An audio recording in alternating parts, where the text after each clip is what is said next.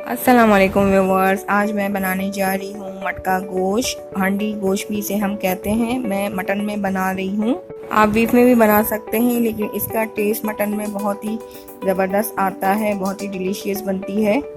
तो आइए viewers start करते हैं और देखते हैं कि मटका गोश्त बनाने के लिए हमें किन इंग्रेडिएंट्स की ज़रूरत होगी। बिस्मिल्लाहिर्रहमानिर्रहीम।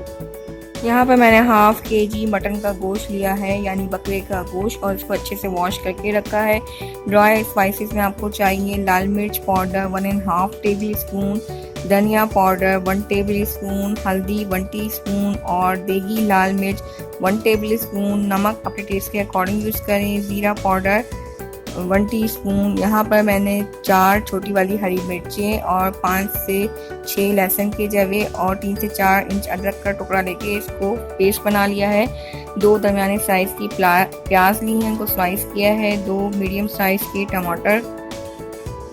और खड़े मसालों में हमें चाहिए 1 बड़ी इलायची, 8 से 10 काली मिर्च के दाने,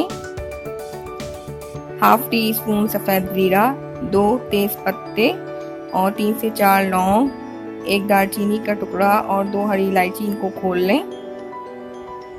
यहाँ पर मैंने मिट्टी की हांडी ली है। जब भी आप फर्स्ट टाइम मिट्टी की हांडी में खाना बनाएं तो इसे पूरी रात पानी में जो है भिगो कर रखें। हाफ कप मैंने ऑयल ऐड किया है और 2 टेबल स्पून घी के ऐड कर रही हूँ। अगर आप सिर्फ घी में बनाना चाहते हैं तो इसका टेस्ट और भी बहुत अच्छा आएगा, लेकिन मैंने ऑयल भी ऐड किया है। और इसमें अब खड़े मसाले ऐड कर दूंगी और जब तक हम इसे भूनेंगे जब तक इनकी जो है वो खुशबू ना आने लगे। अब इसमें हम 2 मीडियम साइज़ की प्याज ऐड कर देंगे और प्याज को जब तक भूनेंगे जब तक प्याज का कलर जो है लाइट गोल्डन ना हो जाए। प्याज हमारी लाइट गोल्डन हो गई है और इससे ज़्यादा इसे कलर नहीं देना है। अब इस स्टेज पर हम इसमें मटन ऐड कर देंगे।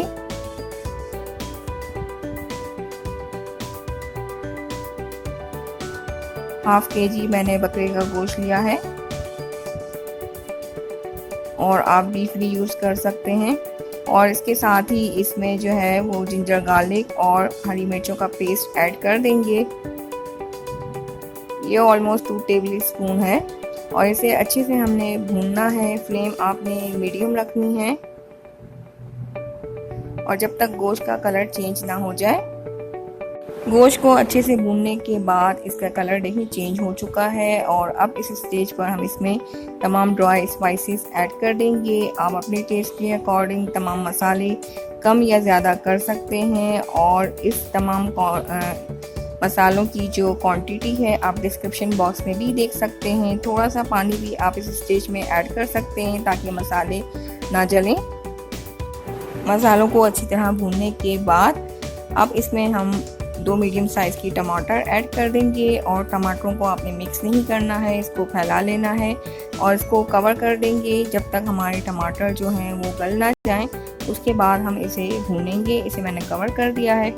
टमाटरों के गल जाने के बाद मैंने इसे अच्छे से भून लिया है और अब हम यहाँ पर इसमें दही ऐड करेंगे। सॉरी, आप लोगों को दिखाना भूल गई थी। हाफ कप दही है फेंटी हुई और इससे जो है इसका टेस्ट और बढ़ जाएगा। तो दही को भी अच्छी तरह से हम मिक्स कर लेंगे और इसे 2 से 3 मिनट के लिए कुक कर लेंगे।